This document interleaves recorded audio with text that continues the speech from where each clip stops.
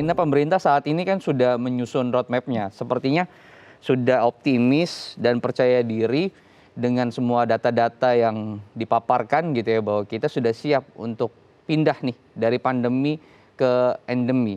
Bagaimana Bu Mas Dalina sendiri melihatnya gitu? Ya di luar memang pandemi dan endemi ini kan yang memutuskan adalah WHO statusnya gitu ya. Kalau Anda sendiri melihatnya bagaimana dengan semua data-data yang kita miliki, apakah kita sudah bisa dan percaya diri untuk pindah kemudian dari status pandemi menjadi endemi? Dalam dinamika pengendalian COVID-19 selama 1,5 tahun ini, saya kira pemerintah juga sudah memiliki pengalaman cukup panjang. Jadi walaupun kasusnya saat ini masih tinggi di beberapa wilayah dan sudah terkendali di beberapa wilayah, tentu saja roadmap itu tetap diperlukan. Jadi walaupun ada ataupun tidak ada pandemi, sebenarnya roadmap untuk melakukan pencegahan terhadap ataupun pengendalian terhadap penyakit-penyakit berpotensi wabah itu penting untuk dilakukan. Itu memang harus didokumentasikan dengan baik dan rencana tersebut harus segera dilaksanakan sesuai dengan perkembangan yang terjadi di tanah air. Prediksinya kan 5-10 tahun gitu. Ini bukan waktu yang pendek gitu ya, untuk kita hidup berdampingan dengan virus ini, Prof. Gitu. Untuk persiapannya apa yang harus menjadi catatan nih, Prof?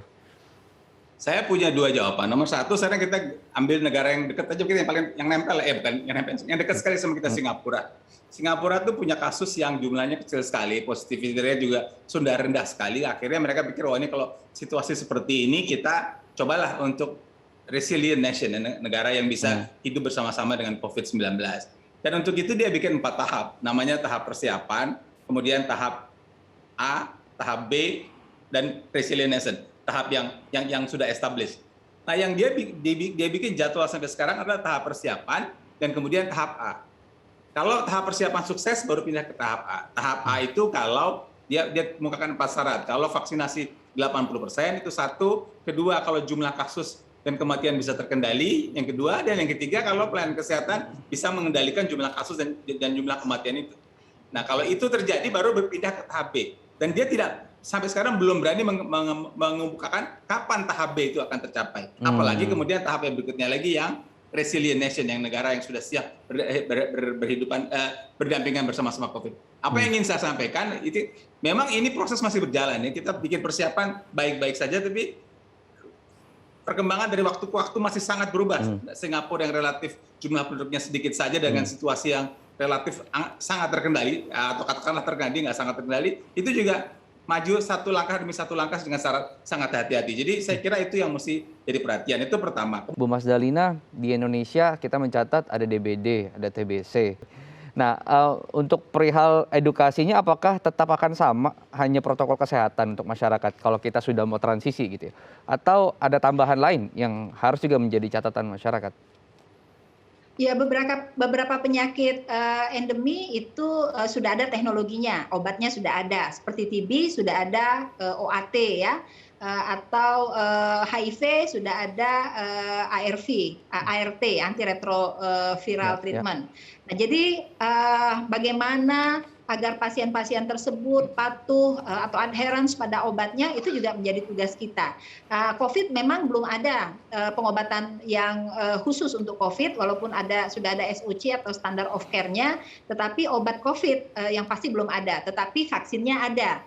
Kalau untuk TB dan HIV vaksinnya belum ditemukan. Jadi masing-masing itu punya kelebihan dan punya kekurangannya, dan kita mencoba agar setiap kelebihan dan kekurangan setiap penyakit itu bisa saling menutupi. Bagaimana kemudian layanan kesehatan sebagai salah satu strategi kita hidup berdampingan dengan COVID-19, apa yang harus poin-poin diperhatikan oleh pemerintah? Jangan kita mengulang lagi seperti yang bulan lalu di bulan Juni. Masyarakat harus antri bahkan sampai di lorong-lorong mendapatkan pelayanan kesehatan untuk yang COVID-19. Ya, jadi apa sih yang harus dilakukan pemerintah untuk mengantisipasi supaya tidak terjadi lonjakan kasus dulu sebenarnya ya. Jadi pertama tentu antisipasi. Tapi yang utama adalah bagaimana melakukan pencegahan di hulu. Karena dengan tidak mengalir ke hilir, ke rumah sakit, itu tentu akan cukup membuat teman-teman kita di rumah sakit bekerja menjadi lebih berkualitas. Kalau pasiennya terlalu banyak masuk ke rumah sakit, itu tentu kualitas dari pelayanan juga akan turun sangat jauh. Karena itu di upaya kesehatan masyarakat, terutama teman-teman puskesmas, yang harus dilakukan standarnya adalah yang pertama tentu melakukan tracing. Tracing itu bukan cuma mencari kasus saja, tetapi juga bagaimana kasus-kasus dan kontak eratnya bisa di-testing dan dilakukan isolasi secara disiplin. Terima kasih Prof. Chandra, Bu Mas Dalina, terima kasih sudah berbagi inspirasi dan informasi soal kesehatan, begitu ya. Semoga ini bisa mengedukasi masyarakat agar masyarakat siap waspada dalam kita hidup berdampingan dengan COVID-19. Terima kasih.